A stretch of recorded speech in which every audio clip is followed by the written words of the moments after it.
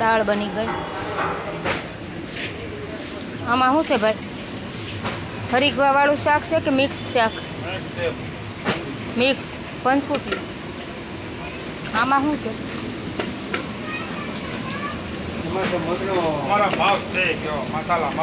મસાલા મગ છે. મસાલાવાળા. હા, અમારા હિંમત દાદાને બસ પૂરી જ તળવાનું કામ ને.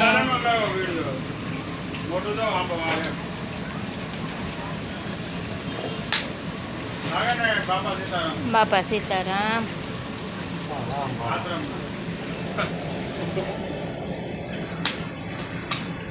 આ હું મરચાંની પટ્ટી.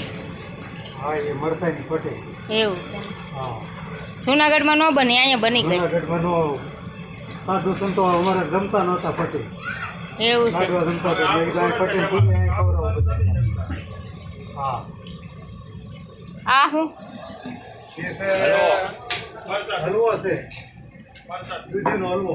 એવું છે. આમાં એ તમે ડ્રાય ફ્રૂટ તો પણ આખા કોથળા ઠલવી દીધા લાગે. હલવો નથી દેખાતો. આમાં કઈ ઓલું થોડું જેવું તેવું આપણે ખવડાવવાનું છે. એવું છે. ખવડાવવાનું હોય. એવું છે. આમાં એકલા ડ્રાય ફ્રૂટ જ દેખાય છે. જો તો ખરા.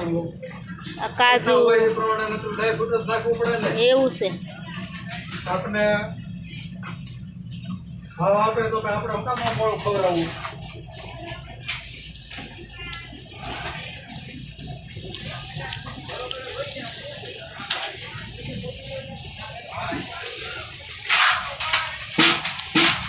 આ મગ.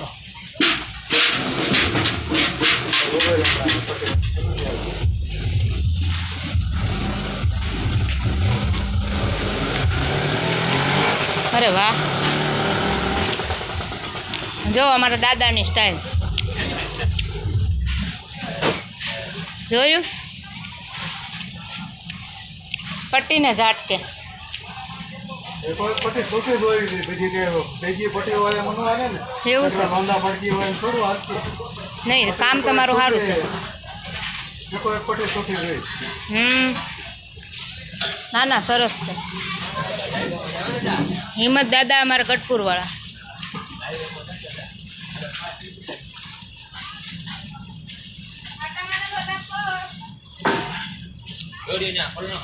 એક બાસ્કુસ ખોલે.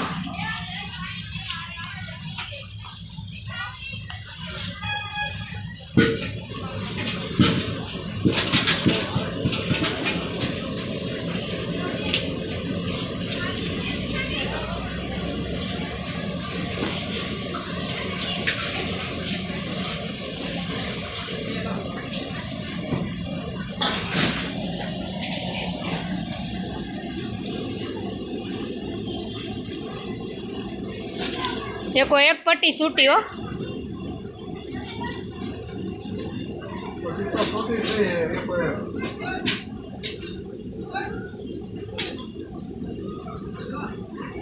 મેથીના ગોટા છે કે? મેથીના ગોટા, દૂધીનો હલવો.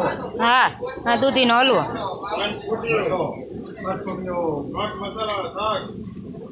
મગ મસાલા એમ ને? મઠો કે રસ? મઠો.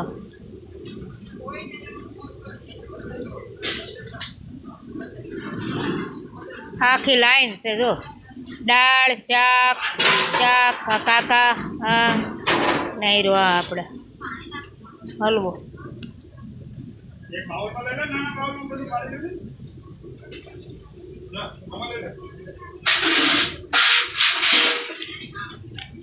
આ શું છે?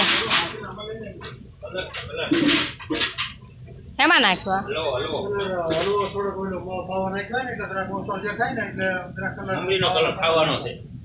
મીઠો કલર.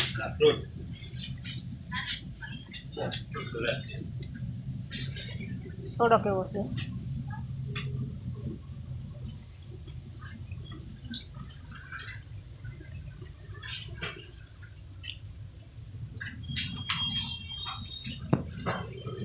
તમે ડ્રાય ફ્રૂટ બહુ નાખ્યું છો.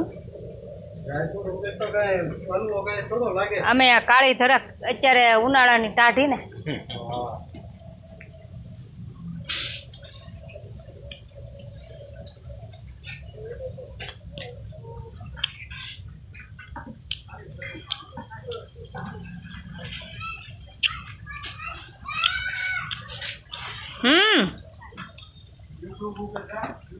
હા હા હા